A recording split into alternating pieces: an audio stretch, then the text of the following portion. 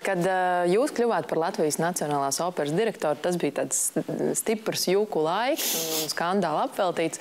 Kāpēc jūs piekritāt toreiz? Un ko vispār ģimene jums par to teica? Vai negribēja teikt, Zigmār, liecies mierā, braucam lūdzu ceļojumā uz siltajām zemēm? Mēs jau bijām apbraukuši kad 7 gadus pēc radio SVH pārdošanas.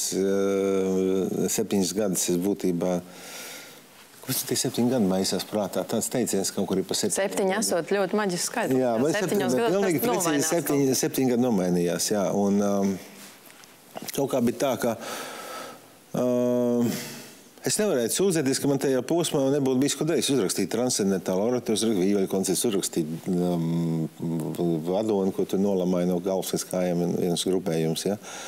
Tādā garā.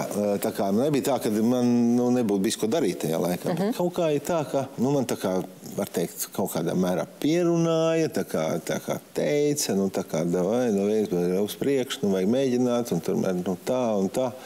Tad es domāju, ka brīdi es varētu varbūt arī mēģināt. Tāds uzskatīšu to par sportu, teiksim. Tā, dīvainu sporta veidu. Tāds viņš arī ir. Kā ir šodien atskatoties, vai nenožēlot šo lēmumu, vai jums pat būt tur, kur jūs esat? Redzēt, opera vispār ir tāda dīvaina vieta. Tad, kad tu tur atrodies, tev liekas, ka tas ir pasaules centrs, un tu esi tā centrā, un tev liekas, ka ārpusē viss, kas notiek ārpusē, tas vairs nav tik nozīmīgi. Ja? Šis apmāns, protams, ir briesmīgs, un tie visi cilvēki, un tāpēc operas tas fascinējums ir tāds, ka tas attiecās arī pat uz tiem, kas saliek dekorācijas, pat kaut kādā mērā uz apkopējām, uz garderobistiem, un es nerunāšu par orķestrantiem vai par koristiem vai baledejotiem, un tā tālāk. Māksliniekiem, kas visādā veidā tur ir.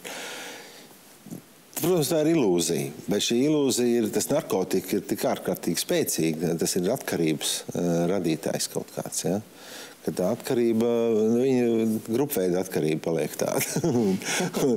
Tā ir, un droši vien, kad es izkāptu ārā, es 2 dienu vēlāk aizmirst vispār to, ka tas tā bija, bet kamēr es tur esmu iekšā, es arī piederīgs pie šiem atkarīgiem, ja?